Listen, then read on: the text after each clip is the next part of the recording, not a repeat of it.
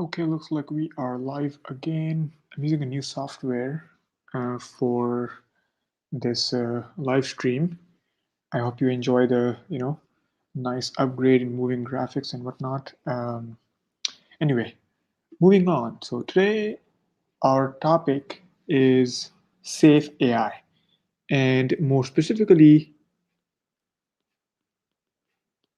what safe AI should mean for CEOs and entrepreneurs, basically, right? For business people, what you should be concerned about, should you be concerned or not, why it matters, right? And also how you fix it, right? I mean, how you make sure you're using safe AI, right? What are the considerations for you as a business leader, not as an engineer?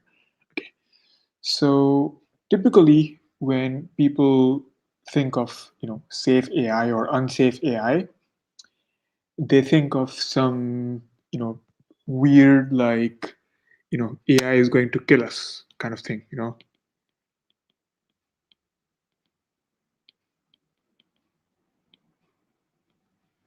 right? Or they think about AI is biased, or it's AI is just wrong, just dumb, right? That it can't really do um, whatever it's claiming to do, right? And what I've found is that the discussions around safe AI are more fruitful if you as a CEO, for example, entrepreneur, definitely don't need to care about this one, right? It's none of your business, at least for now. Don't worry about it.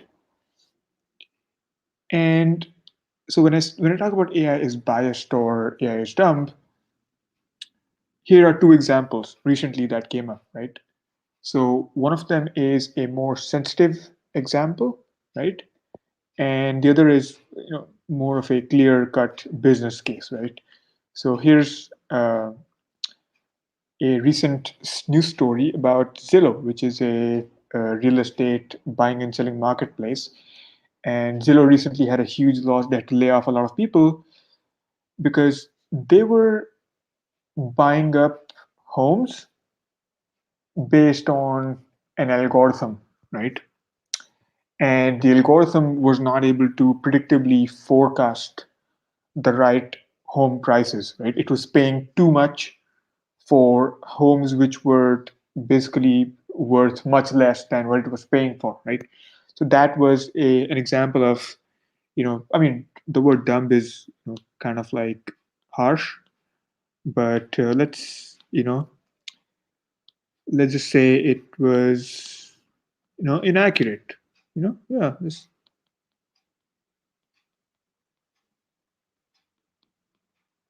right? So that's one. And then the other one is example that I want to take is more about bias, right? Where depending on what kind of data you are using and what kind of metrics you are using to design the system, you can unintentionally or unknowingly build some bias into an AI system. So, for example, here, this was a news story about a healthcare algorithm having, some settings which would, disproportionately hurt black patients from getting access to special healthcare programs, right? And okay, so getting coming back to our discussion, these two are more relevant to you as an entrepreneur because this one is not only bad press, like bad for PR, and it's also bad ethically, or I mean, even if it's your mistake, it's bad for PR and it's bad for business, right? You're missing a lot of opportunities to do great work if your algorithms are biased, um, and of course if they're inaccurate, it's pretty self-satisfactory, like just terrible, and it's a waste of time and money, waste of resources, right? So you want to avoid these two situations, right? You don't want to care about the AGI or the singularity or Skynet. Now, there's a lot of research on safe AI, but essentially, if you know bring it down to the basics, here's what you should know, right? Building AI is no different. Building AI applications. By the way, if you're not familiar with this channel, you should be watching at 1.5x or 2x speed because I speak slowly. um, Building AI apps is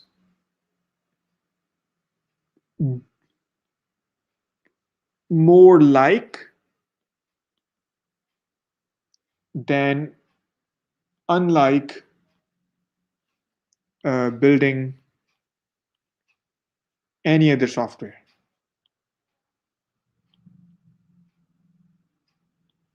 right? And when I say AI, by the way, I mean machine learning, etc. Like it doesn't even matter if it's machine learning. I mean, if it's an algorithm that's doesn't use machine learning, but it's still kind of smart or fancy, I even if you call that AI, it's the same. Like it's all software, right?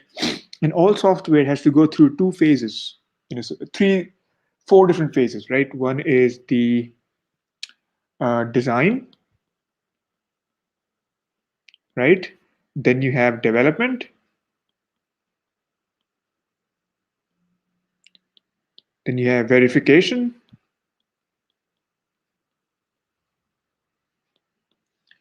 and then you have validation. Okay. Design basically means you decide what the software is going to do before you start building it. Development is basically design or planning, you could say, right? Verification means seeing if it does what it's supposed to do. Does it do what it's supposed to? And verification is, does it work? Does it help? Actually, is a better phrasing, right? Now, the difference between verification and validation is just because it does what it was designed to do doesn't mean it's helpful, right? You can build a bunch of products which do exactly what you programmed them to do, but they're useless because nobody uses them, right? It doesn't give you any it doesn't help you in your business. It doesn't help your customers. It doesn't help you. It's a waste of time and money, even if it does exactly what you built it to do, right? What you designed it to do. So validation is more about the market feedback and the real world, response to your application. Verification is just the feedback to yourself, right? Does you giving the feedback back to the system? Okay, does it work? If not, you tweak. If it works, you're golden, right? And all software has to go through these four phases, right? It just doesn't matter what you're building, right? Whether you're building machine learning or not. So the next point is if you um, if you're talking about safe AI, right, which is basically does it predict things accurately or does it have bias? Um, Once you're at this stage, like the further you go down, the more you have already lost a lot of time and money on solving that problem, the more momentum you have and the more difficult it is to change things, right? So here's the so essentially the takeaway is that number one, you want to fix things early, right? The takeaway is fix things early,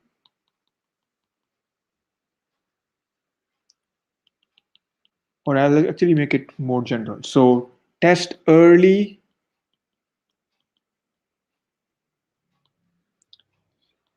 and the second is test often, right? These are the two golden rules of developing, of engineering, of in all, like, forever. Test early, test often. Now, of course, it depends on how cheaply you can do testing and how serious the consequences are, and those two factors inform, like, if you're building a rocket ship, you're going to test it all the way, no matter how expensive the tests are, right? If you're building a tic-tac-toe game, you might not want to test too much before you deploy into the world, like, how, like, a tic-tac-toe game, even if you have an AI powered tic-tac-toe game, it's not going to be like disastrous if it is like biased towards certain types of players or something. I don't know. I mean, probably not, right? Um, so how does that apply? How does test early, test often apply to machine learning and data science, right? Let's talk about that.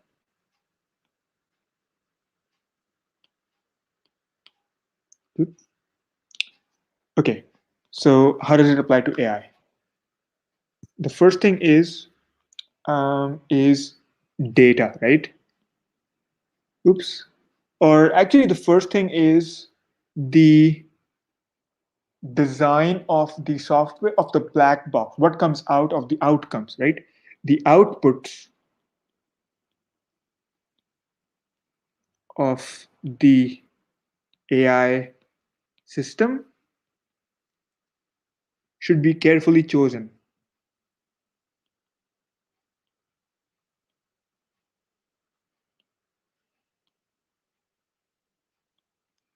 Okay.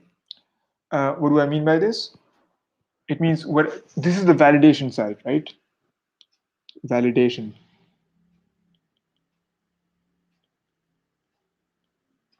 So you want to prototype this as much as possible, so that you don't, before you build the AI system, you should know if it's giving you the right outputs, which are safe, which are meaningful.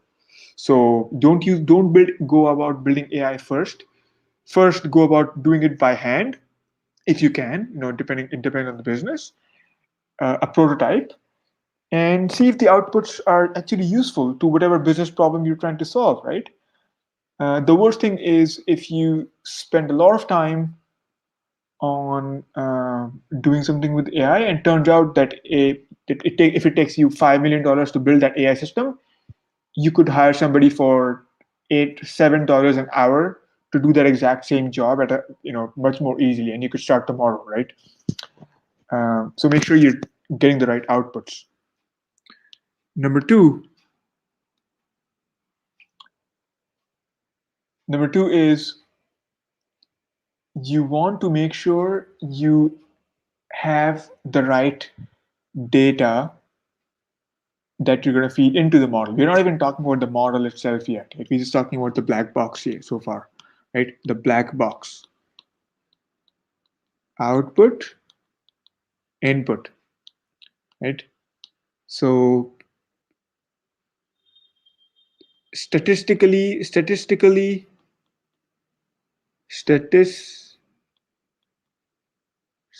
analysis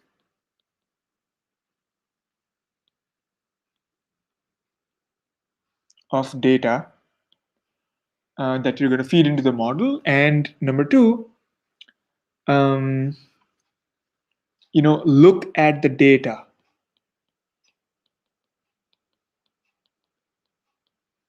with human eyes.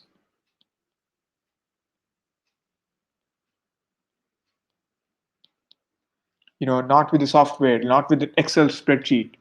You want to look at your data with human eyes. Look at the trends, look at the samples, randomly collect samples, randomly look at the data, Randomly look at the images, whatever you're feeding into the model, right? See if they make sense to you as a human, from a human visualization, right?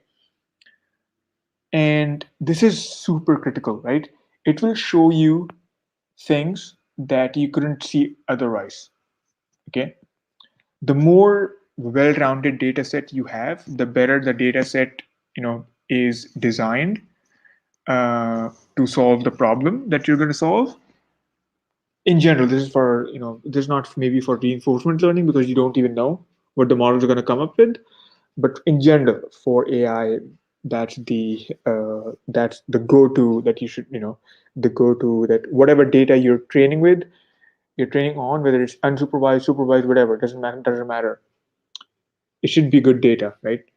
The third one, and this now is like, getting into a little more technical territory. You want to have tests for a very strict test for the algorithms for whatever model, right? So the strictest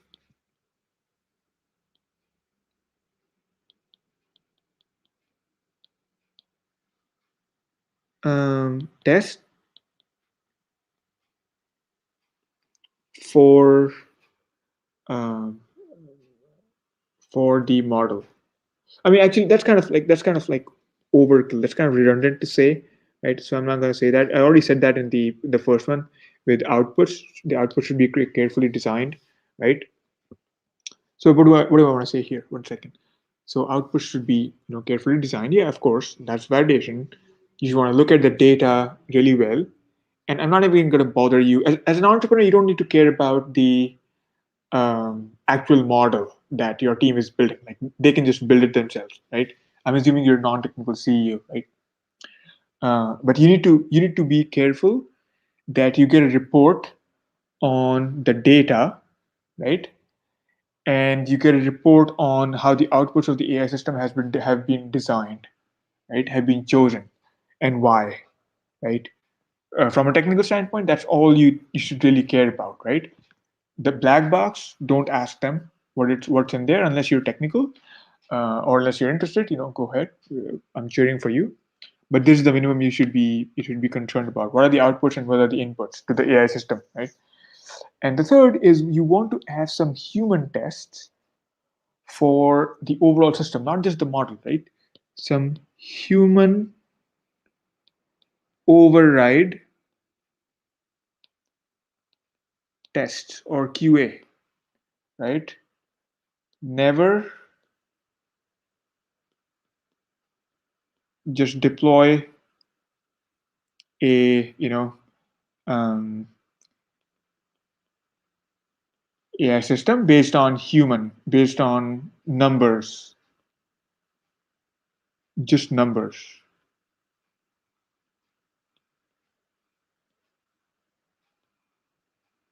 right? Okay, how long do we have here? Okay, we have a minute or two left. Okay. What I mean by just numbers is, look at the results.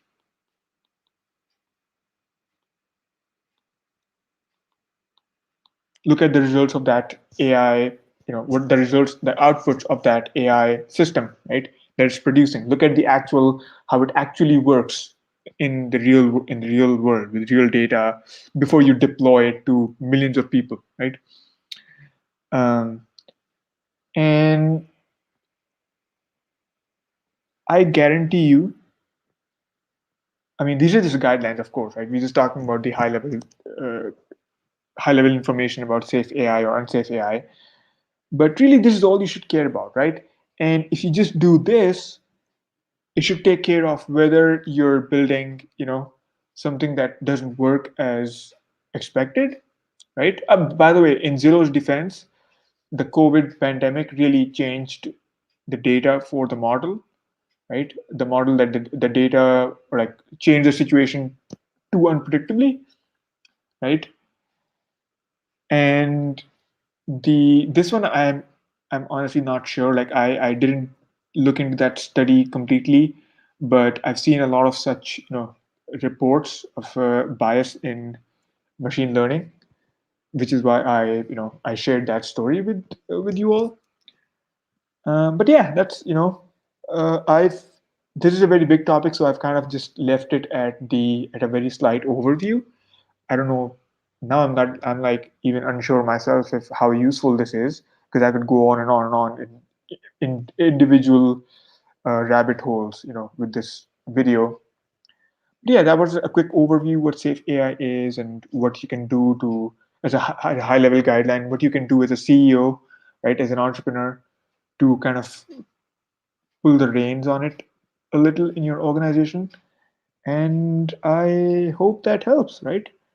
That's all, folks, from my side for today.